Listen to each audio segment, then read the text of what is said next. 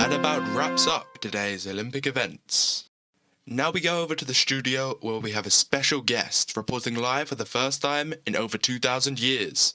What do you think about the Olympics so far, Socrates? Yes, thank you for having me. I just have one question. I'm at the Olympics and where is the schlong?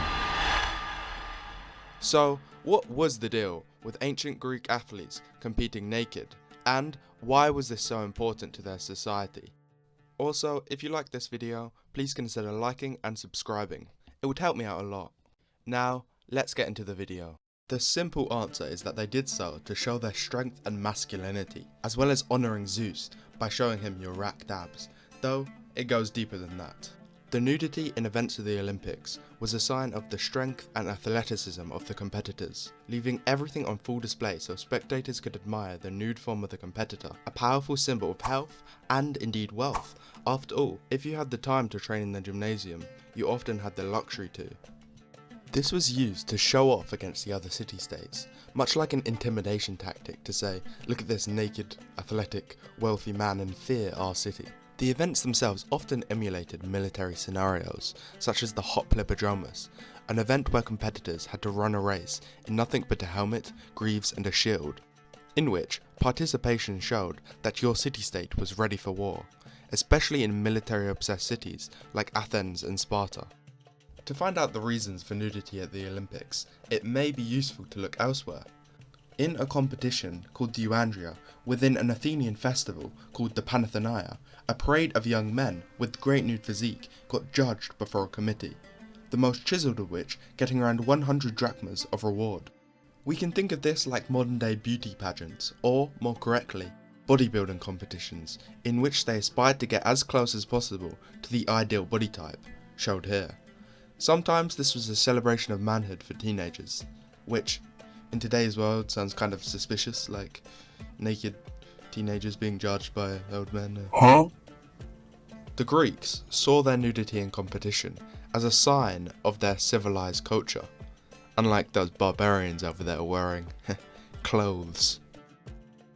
But this was not always the case. From the Olympics' conception in 776 BC, competitors originally wore loincloths, seen in texts such as Homer's Iliad.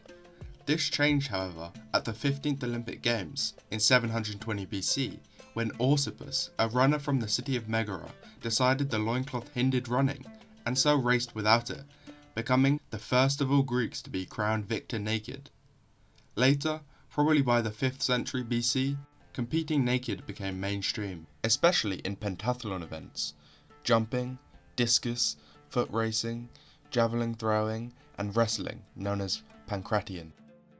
You may think that swinging genitals would impede competition. To fix this, athletes tied a string around the hips called a kinetosme, holding up the foreskin to keep it in place and to stop the head from showing, as this was seen as vulgar. Competitions such as the Olympics was a perfect place to show off just how godlike that body was. The ancient Greeks tried to emulate the gods and the heroes, especially because contemporary art and interpretations of myth saw gods like Zeus and heroes like Achilles in the nude. And so, by 500 BC, the Greeks could have simply been emulating the art trend at the time, and this continued into a tradition of competing in the nude. Keep in mind that aversion towards nakedness is a relatively new thing. Being naked in public was not of the same shock as it is today, and especially at the Olympics, in which women were not allowed, the atmosphere was very much like a larger gym locker room, dong hanging left and right. This analogy is actually rather fitting, as the word gymnasium comes from the ancient Greek word gymnos, meaning naked. Imagine the bonding experience of a group of men training in the gymnasium. Now make it a pan-Hellenic event, and you've got yourself the Olympics. So the question may not be why the ancient Greeks competed naked, but why we don't.